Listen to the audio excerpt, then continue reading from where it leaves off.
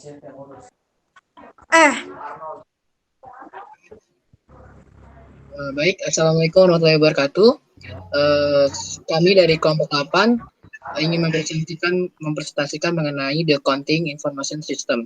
Adapun materi pada hari ini disusun oleh saya Tigrana Samrapati, Saya Donita Putri Utami. saya Nurianisa Solihah. kami dari Prodi Akuntansi SCBA Indonesia Banking School. Adapun sajian materi pada hari ini yaitu yang pertama, learning pertama berkaitan dengan sistem informasi akuntansi dan konsep dasar laporan akuntansi. Yang kedua, proses mencatat dan melaporkan. Yang ketiga, mengidentifikasi dan menyiapkan entry penyesuaian. Yang keempat, learning 4, persiapan laporan keuangan. Baik, yang pertama yaitu mengenai learning of accounting information system. Apa sih maksud dengan sistem informasi akuntansi? Sistem informasi akuntansi yaitu adalah mengumpulkan dan memproses data transaksi dan kemudian menyebarkan informasi keuangan kepada pihak-pihak yang berkepentingan. Dalam sistem informasi akuntansi ini digunakan oleh pihak eksternal dan internal. Eksternal yaitu adalah pihak yang di luar, yaitu berkaitan dengan investor, kreditor, pemerintah, dan sektor pajak. Adapun untuk internal itu berkaitan dengan manajemen, manajer dalam suatu perusahaan. Baik, faktor pembentuk sistem informasi akuntansi yang pertama yaitu adalah sifat bisnis. Yang kedua yaitu adalah transaksi bisnis. Yang ketiga ukuran dan volume data perusahaan. Dan yang terakhir itu adalah informasi tambahan data perusahaan. Selanjutnya mengenai fungsi sistem informasi akuntansi pada perusahaan. Yang pertama yaitu adalah mendapatkan informasi keuangan perusahaan. Hal ini berkaitan dengan keuangan perusahaan terdiri dari laporan keuangan perusahaan, yaitu baik dari transaksi jurnal, baik the account, trial balance, ataupun dari laporan income statement, return earnings, financial position, ataupun cash flow dan laporan lainnya. Yang kedua adalah representatif informasi keuangan perusahaan. Yang ketiga yaitu adalah membantu perusahaan untuk mengambil keputusan manajemen. Hal ini berkaitan dengan laporan keuangan dalam suatu perusahaan akan menentukan seberapa besar perusahaan itu mendapatkan keuntungan ataupun kerugian dalam suatu periode. Saat ini sistem informasi akuntansi telah beradaptasi pada sistem blockchain. Sistem ini di mana informasi akuntansi membantu blockchain untuk yang pertama, teknologi blockchain dapat digunakan untuk membuat database informasi yang tidak dapat diubah.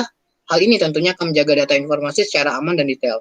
Yang kedua, catatan blockchain akan membuat database keuangan menjadi terdistribusi secara lengkap tanpa dapat diubah oleh banyak orang. Seperti itu. Yang selanjutnya kita akan membahas mengenai sistem pelaporan akuntansi.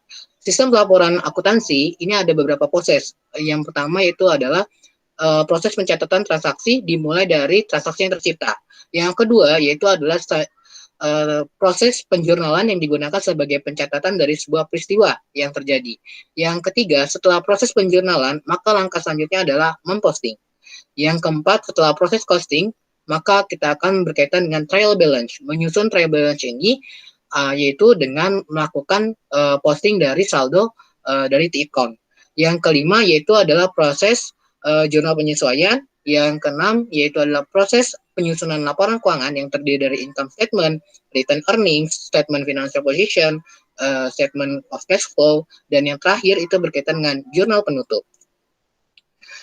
Konsep dasar akuntansi yang pertama yaitu adalah rumusnya aset sama dengan liability atau hutang sama tambah equity atau modal. Normal akun debit kredit yang pertama yaitu adalah normal balance. Ini berkaitan dengan aset-aset pada akun pada aset, yaitu apabila bertambah maka bertambah pada posisi debit dan berkurang pada posisi kredit. Lalu normal balance selanjutnya itu adalah expense, yaitu apabila bertambah masuk ke debit dan berkurang berada di kredit. Dan normal balance yang kedua yaitu adalah kredit. Ini ada akun liability, ada equity, dan revenue atau pendapatan di mana apabila bertambah akan masuk pada kredit dan apabila berkurang akan masuk kepada debit. Adapun konsep dasar penjurnalan akuntansi ini ada beberapa contoh yang pertama yaitu adalah pada saat penerbitan dari saham itu akan menambah aset. Lalu yang transaksi kedua itu berkaitan dengan administrasi dari gaji itu akan mengurangi aset. Lalu ada pembelian equipment itu akan menambah aset sebanyak 5.200, lalu ada penerimaan atas servis atau layanan yang telah dilakukan, itu akan menambah aset dan menambah equity pada bidang revenue. Lalu ada pay off short term liability, itu berkaitan dengan tingkat hutang jangka pendek, di mana akan mengurangi aset sebanyak 7.000 dan menambah liability sebanyak 7.000. Lalu ada declare cash dividend, ini untuk penerbitan dividen yang dibayarkan kepada para pemegang saham, ini akan menambah liability sebanyak 5.000. Lalu ada convert a non current liability sebanyak 80.000 dari ordinary series. Lalu yang terakhir ada pay cash of 16.000 for a delivery fund. Ini berkaitan dengan aset. Selanjutnya kita akan membahas mengenai basic transaction dalam sistem akuntansi. Yang pertama yaitu proses jurnal transaksi dan posting.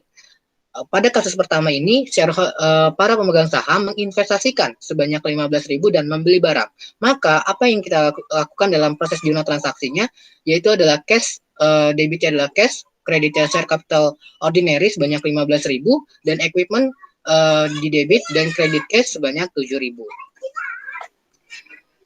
Lalu nomor akun pada sistem akuntansi. Ini berkaitan dengan nomor, yaitu akun 1000 sampai 199 itu mengindikasikan pada aset account. Lalu 200 sampai 299 itu berkaitan dengan liability. Lalu 300 sampai 399 itu mengindikasikan untuk akun pada modal. 400 sampai 499 itu mengindikasikan untuk pendapatan. 500 sampai 599 itu mengindikasikan sebagai biaya. Lalu 800 sampai 899 itu mengindikasikan sebagai revenue atau pendapatan.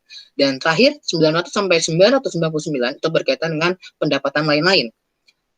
Untuk sampel atau contohnya dapat melihat di gambar pada tampilan. Yang selanjutnya kita akan berkaitan dengan transaksi investasi dan pembelian peralatan. Apabila dilakukan adanya proses transaksi investasi, maka yang akan bertambah yaitu adalah debit cash dan kredit share capital ordinary sebanyak 100.000 sebagai contoh yang ada pada investment dalam transaksi ini. Dan yang kedua, kita akan berkaitan dengan pembelian peralatan. Dan ketika pembelian peralatan, maka di debitnya adalah equipment, di kreditnya adalah notes payable.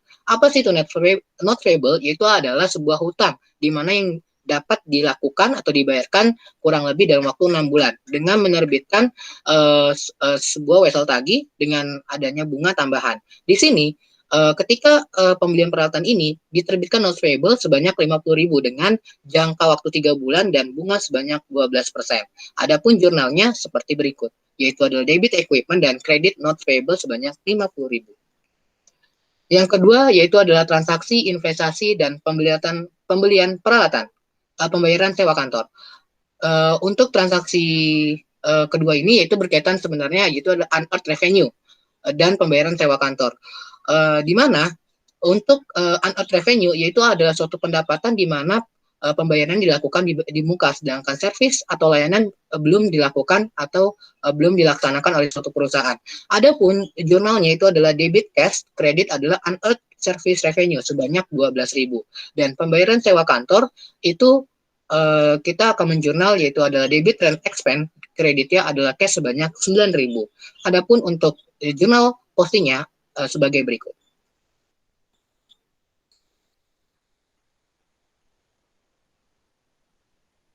Selanjutnya kita akan membahas mengenai prepaid insurance atau asuransi dibayar di muka. Asuransi dibayar di muka artinya suatu perusahaan membayarkan suatu asuransi selama satu periode. Adapun pencatatannya yaitu adalah debit prepaid insurance, kreditnya adalah cash sebanyak 6.000. Lalu pembelian surplus atau persediaan. Di sini apabila perusahaan tentunya untuk melakukan stok ataupun persediaan ini membelinya dengan cara yaitu adalah menerbitkan hutang atau account payable. Debit jurnalnya maka adalah debit supplies dan kreditnya adalah account payable sebanyak 25.000. Adapun untuk jurnal postingnya dapat dilihat melalui gambar. Dan selanjutnya itu adalah transaksi pembayaran dividen dan pembayaran gaji. Pembayaran dividen Artinya suatu perusahaan memberikan suatu keuntungan atau dividen, membayarkan keberhasilan ataupun fee dari kepada pemegang saham atas investasi yang telah dilakukan. Hal ini dapat dilihat berdasarkan transaksi, bahwasannya terdapat 5.000 pembagian sebesar 5.000 secara cash dividen yang diserahkan atau dibagi kepada para pemegang saham. Maka debitnya adalah debit dividends, kreditnya itu adalah cash sebanyak 5.000. Lalu untuk pembayaran gaji, ketika suatu perusahaan pasti tentunya memiliki karyawan dalam operasionalnya. Bagaimana cara untuk jurnal untuk membayarkan gaji ini? Yaitu adalah debit salaries and expense, kreditnya adalah cash sebanyak 40.000 sesuai dengan transaksi yang terdapat pada sajian tabel. Setelah kita melakukan proses jurnal, kita akan memasukkan saldo-saldo yang ada di T-account atau trial balance atau di T-account tersebut masuk ke dalam trial balance. Adapun di dalam trial balance yang kita setelah jurnal itu adalah cash-nya sebanyak 80.000, account receivable 72.000, supplies 25.000, prepaid insurance 6.000, equipment 50.000, notes payable 50.000, account payable 25.000, unearned 12.000, share capital 100.000, dividen 5.000, service revenue sebanyak 100.000, sales expense sebesar 40.000, dan rent expense sebanyak 9.000. Jadi untuk total debit dan kredit harus sama, yaitu sebanyak 287.000. Baiklah, kita akan masuk kepada learning ketiga yang akan disampaikan oleh teman saya kepada Donita. Dipersilakan. Selanjutnya ada learning 3, yaitu mengidentifikasikan dan menyiapkan entry penyesuaian. Jadi di sini ada jenis penyesuaian, jumlah penyesuaian diklasifikasi sebagai penangguhan atau akrual. Masing-masing kelas ini memiliki 2 subkategori seperti yang ditunjukkan di ilustrasi itu. Lalu ada menyesuaikan entry untuk penangguhan. Penangguhan adalah beban atau pendapatan yang diakui pada tanggal lebih lambat dari titik ketika uang tunai awalnya ditukar. 2 jenis penangguhan adalah biaya dibayar di muka dan pendapatan diterima di muka. Jika perusahaan tidak membuat penyesuaian untuk penangguhan ini, aset dan liabilitas dilebih-lebihkan dan beban serta pendapatan terkait dikecilkan.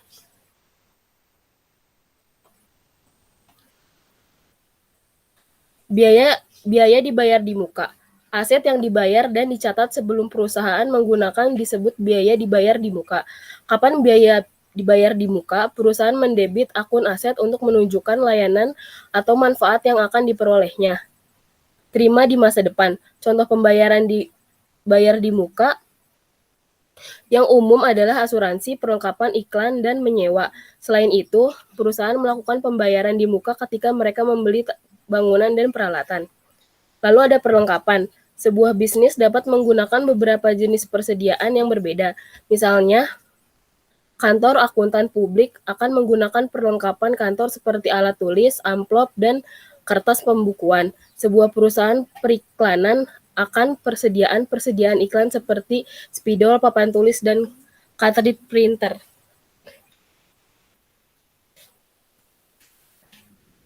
Lalu ada pertanggungan. Sebagian besar perusahaan mempertahankan asuransi kebakaran dan pencurian atas barang dagangan dan peralatan pribadi, asuransi pertanggungjawaban atas kecelakaan yang diderita pelanggan, dan asuransi mobil atas mobil perusahaan dan truk. Tingkat perlindungan terhadap kerugian menentukan biaya asuransi dan premi yang harus dibayar. Polis asuransi menentukan jangka waktu dan pertanggungan. Minimal jangka waktu biasanya mencakup 1 tahun, tetapi jangka waktu 3 hingga 5 tahun tersedia dan mungkin menawarkan jangka waktu tahunan yang lebih rendah premi.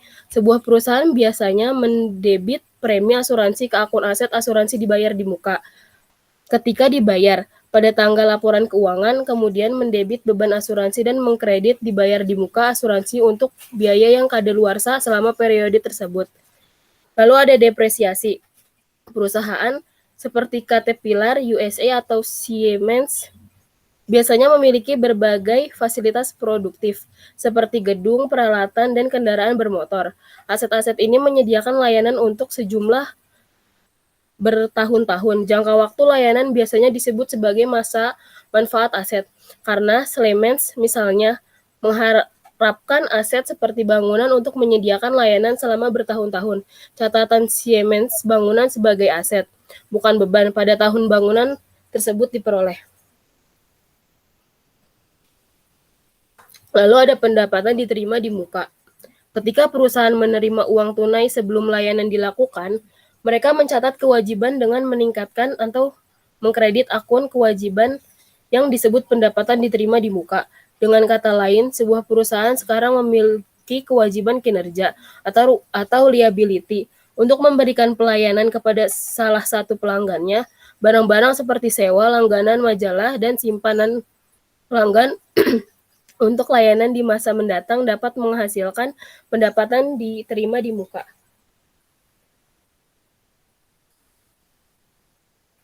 Selanjutnya akan dibacakan oleh teman saya, Nuri.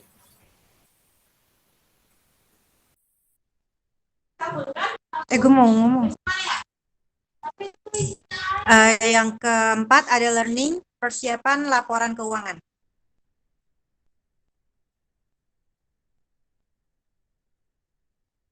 Menunjukkan jurnal penyesuaian untuk akrual adalah gambar di bawah. Pendapatan yang masih harus dibayar, pendapatan untuk jasa yang dilakukan tetapi belum dicatat pada tanggal laporan diakui pendapatan. Pendapatan yang masih harus dibayar dapat terakumulasi atau bertambah dengan berlalunya waktu. Seperti dalam kasus pendapatan bunga ini, tidak dicatat karena penghasilan bunga tidak melibatkan harian transaksi. Gambar seperti berikut. Ada menyiapkan laporan keuangan atau financial statement. Yazici menyiapkan laporan laba rugi dari pendapatan dan beban akun. Selanjutnya, ia memperoleh laporan laba ditahan dari laba ditahan dan dividen akun dan laba bersih atau rugi bersih yang ditunjukkan dalam laporan laba rugi. Gambar di atas adalah contoh penyusunan laporan laba rugi dan laba ditahan laporan dari neraca saldo yang disesuaikan. Kemudian, Yazici menyiapkan laporan posisi keuangan dari akun aset dan kewajiban, modal saham, akun biasa, dan laba ditahan akhir saldo seperti yang dilaporkan dalam laporan laba ditahan. Berikut gambar di atas adalah contoh penyusunan laporan posisi keuangan dari neraca percobaan yang disesuaikan. Yang terakhir, yang belum terakhir ada closing atau penutupan. Proses penutupan mengurangi saldo akun nominal atau sementara menjadi nol untuk menyiapkan akun untuk transaksi periode berikutnya. Dalam proses penutupan, Yazici Advertising mentransfer semua saldo akun pendapatan dan beban atau pos laporan laba rugi ke clearing atau akun ketegangan yang disebut ikhtisar laba rugi. Akun ikhtisar laba rugi sesuai dengan pendapatan dan biaya. Yazici menggunakan rekening clearing ini hanya pada akhir setiap periode pembukuan. Akun tersebut mewakili laba bersih atau rugi bersih periode berjalan. Kemudian mentransfer jumlah ini atau laba bersih atau rugi bersih ke akun ekuitas. Untuk perusahaan, akun ekuitas adalah laba ditahan.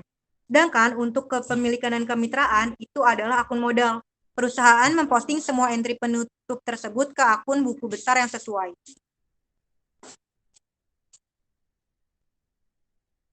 Closing entries. Gambar tersebut adalah contoh closing entries journalized. Ilustrasi menunjukkan penutup entry pada tanggal 31 Oktober. Dalam praktiknya, perusahaan umumnya menyiapkan jurnal penutup hanya pada akhir tahun perusahaan periode akuntansi. Namun, untuk mengilustrasikan penjurnalan dan posting jurnal penutup, kami akan berasumsi bahwa Yazici Advertising menutup bukunya setiap bulan. Beberapa peringatan tentang mempersiapkan entry penutup. 1. Hindari menggandakan secara tidak sengaja pendapatan dan beban saldo daripada memusatkan perhatian mereka. 2. Jangan menutup dividen melalui akun ikhtisar laba rugi. Dividen bukanlah beban dan bukan merupakan faktor dalam menentukan laba bersih. Posting closing entries. Ilustrasi di samping menunjukkan posting entry penutup dan garis bawah atau aturan akun. Semua akun sementara memiliki saldo nol setelah memposting entry penutup. Selain itu, perhatikan bahwa saldo laba ditahan mewakili akumulasi pendapatan. pendapatan Yazici yang tidak didistribusikan iklan pada akhir periode akuntansi. Yazici melaporkan jumlah ini dalam pernyataan posisi keuangan dan sebagai jumlah akhir dalam laporan laba ditahan. Seperti disebutkan di atas, Yazici menggunakan akun ikhtisar laba rugi hanya dalam penutupan. Itu tidak menjurnal dan memposting entry ke akun ini selama tahun berjalan. Sebagai bagian dari proses penutupan, Yazici total, saldo, dan menggarisbawahi ganda sementara akun atau pendapatan, beban, dan dividen seperti yang ditunjukkan dalam bentuk akun T pada ilustrasi gambar 3.39. Dia tidak menutup akun permanen atau aset, kewajiban dan ekuitas modal saham biasa, dan laba ditahan. Sebagai gantinya, Yazici menggambar satu garis bawah di bawah entry periode saat ini untuk akun permanen. Saldo akun kemudian dimasukkan di bawah garis bawah tunggal dan adalah dibawa ke periode berikutnya. Ya, misalnya laba ditahan. Setelah proses penutupan, setiap akun laporan laba rugi dan akun dividen memiliki nol saldo dan siap digunakan pada periode akuntansi berikutnya. Post closing trial balance atau neraca saldo setelah penutupan. Ingatlah bahwa neraca saldo disiapkan setelah memposting transaksi reguler pada periode tersebut, dan bahwa neraca percobaan kedua atau saldo percobaan disesuaikan terjadi setelah posting jurnal penyesuaian. Sebuah perusahaan dapat mengambil neraca saldo ketiga setelah memposting entry penutup. Neraca saldo setelah penutupan disebut neraca saldo setelah penutupan. Tujuan dari neraca saldo setelah penutupan adalah untuk membuktikan kesetaraan saldo akun permanen yang dibawa perusahaan maju ke periode akuntansi berikutnya. Karena semua akun sementara akan memiliki nol saldo. Neraca saldo setelah penutupan hanya akan berisi pernyataan permanen atau nyata, posisi keuangan atau akun.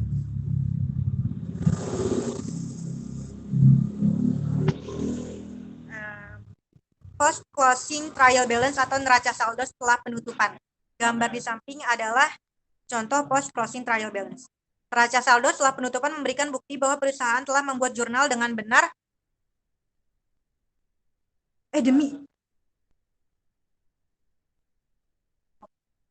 membuat jurnal dengan benar dan diposting entry penutup. Hal ini juga menunjukkan bahwa persamaan akuntansi seimbang pada akhir periode akuntansi, namun seperti neraca saldo lainnya, itu tidak membuktikan bahwa Yazici telah mencatat semua transaksi atau buku besar itu benar. Misalnya, neraca saldo setelah penutupan akan seimbang jika suatu transaksi tidak di jurnal dan diposting atau jika suatu transaksi di jurnal dan diposting 2 kali.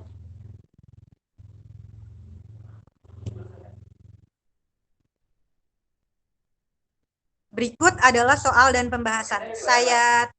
Saya berikan kepada Tigran. Baik, selanjutnya kita akan menjawab mengenai soal Q1, soal nomor 16. The chairman of the board of director of the company for which you are chief accountant has told you that he has little use for accounting figure based on historical costs. He believes that fair value are of far more significant to the board of director than auto debt costs. Present some arguments to convince him that accounting that should still be based on historical costs. Answer. Biaya historis merupakan biaya yang dikeluarkan untuk membiayai suatu pengeluaran atau produksi dalam suatu perusahaan di masa sebelumnya. Biaya historis ini terdiri dari berbagai biaya yang ada di dalamnya, misalnya biaya gaji karyawan, biaya pembelian barang, biaya pajak, dan lainnya. Tentunya biaya historis dapat dijadikan biaya data acuan yang dapat memperkirakan perusahaan untuk mendapatkan nilai biaya perkiraan. Artinya, ketika suatu perusahaan menetapkan suatu biaya historis untuk sebagai acuan, ini merupakan suatu tindakan yang benar. Yang dilakukan oleh ketua direksi di dalam suatu perusahaan untuk menetapkan biaya historis ini merupakan suatu teknik yang digunakan untuk memperkirakan biaya yang akan diperlukan dalam periode selanjutnya. Lalu Q2, soal nomor 24. Celine Estery operates a catering service specialist in business launch for a large company. Celine requires a customer to place their order two weeks in advance of the scheduled event.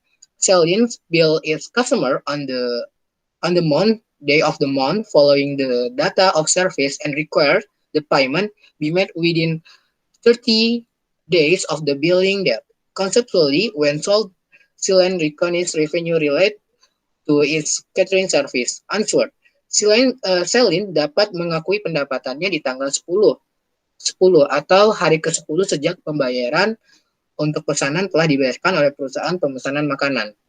Selanjutnya akan dijelaskan mengenai soal Q21 oleh Donita. Kepadanya dipersilakan.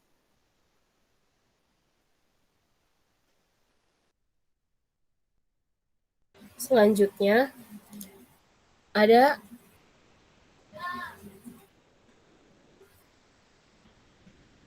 explain the revenue recognition principle. Jadi jawabannya itu, prinsip pengakuan pendapatan adalah aliran masuk harta-harta atau aktiva yang timbul dari penyerahan barang atau jasa yang dilakukan oleh suatu unit usaha selama satu periode tertentu. Prinsip pengakuan pendapatan atau revenue recognition principle memastikan bahwa pendapatan diakui pada saat direalisasi atau bisa direalisasi dan dihasilkan. Pendapatan bisa direalisasi jika barang dan jasa ditukar dengan kas atau klaim atas kas atau piutang. Pendapatan juga bisa direalisasi jika aktiva yang diterima dalam pertukaran langsung bisa dikonversi menjadi kas atau klaim atas kas dengan jumlah yang bisa dikenal. Pendapatan dibuat jika entitas yang bersangkutan pada hakikatnya sudah mampu mengatasi apa yang harusnya mereka kerjakan untuk bisa mendapatkan hak atas manfaat yang dimiliki oleh pendapatannya, yaitu jika proses pengerjaan laba sudah selesai.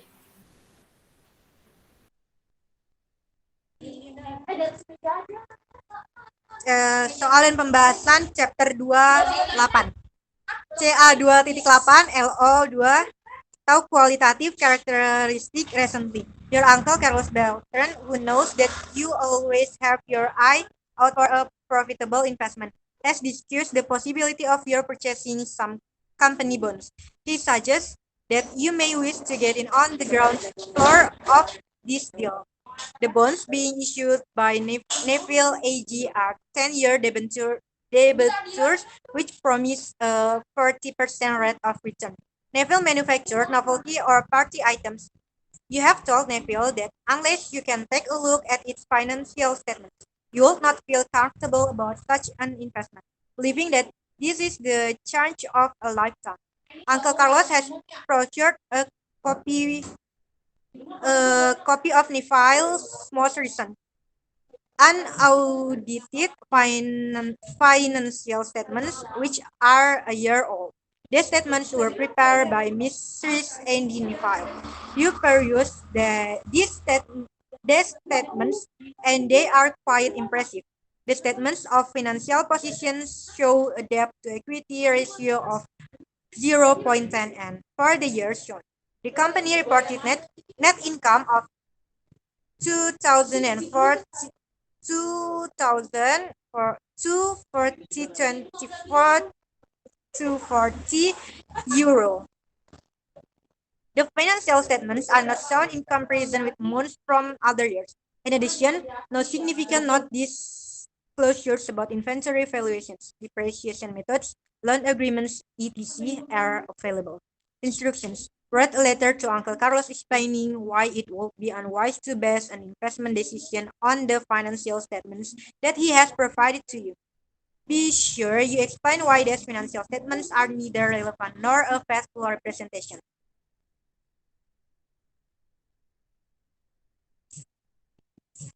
Answer. Paman Carlos yang terhormat, saya menerima informasi tentang Neville Corp dan menghargai minat Anda untuk berbagi usaha ini dengan saya. Namun, saya pikir berdasarkan keputusan investasi pada laporan keuangan ini adalah tidak bijaksana karena tidak relevan dan tidak dapat dipercaya secara representasional. Salah satu karakteristik informasi akuntansi yang paling penting adalah relevan, yaitu akan membuat perbedaan dalam keputusan saya. Agar relevan, informasi ini harus tepat waktu karena laporan keuangan Neville berumur 1 tahun. Mereka telah kehilangan kemampuan untuk mempengaruhi keputusan saya. Banyak yang bisa berubah dalam 1 tahun itu. Elemen relevansi lainnya adalah nilai prediktif. Sekali lagi, informasi akuntansi Neville terbukti tidak relevan, ditampilkan tanpa mengacu pada profitabilitas tahun-tahun lain. Itu tidak dapat membantu saya memprediksi kemampuan profit di masa depan karena saya tidak dapat melihat tren yang berkembang. Berkaitan erat dengan nilai adalah nilai konfirmatory. Laporan keuangan ini tidak memberikan umpan balik tentang strategi apapun yang mungkin telah digunakan perusahaan untuk meningkatkan laba. Laporan keuangan ini juga tidak setia secara representasi agar dapat dipercayai secara representasi. Pernyataan mereka harus dapat diverifikasi oleh beberapa pihak independen karena tidak ada auditor independen yang memverifikasi jumlah ini. Tidak ada cara untuk mengetahui apakah jumlah tersebut disajikan dengan setia atau tidak. Misalnya, saya ingin percaya bahwa perusahaan ini menghasilkan euro 2.424.240 dan memiliki rasio utang terhadap ekuitas yang sangat baik. Namun, laporan keuangan yang tidak diaudit tidak memberi saya keyakinan memadai tentang klaim ini. Akhirnya, fakta bahwa Nyonya Neville sendiri yang menyiapkan pernyataan-pernyataan ini menunjukkan kurangnya netralitas, karena dia bukan pihak ketiga yang tidak tertarik. Saya tidak yakin dia tidak menyiapkan laporan keuangan untuk kepentingan bisnis suaminya. Saya sangat menghargai kesulitan yang Anda lalui untuk mendapatkan informasi ini. Namun, dalam keadaan seperti itu, saya tidak ingin berinvestasi dalam obligasi Neville dan akan memperingatkan Anda agar tidak melakukannya. Sebelum Anda membuat keputusan dalam masalah ini, silakan hubungin saya. Sincerely atau sungguh-sungguh, keponakan-keponakan Anda.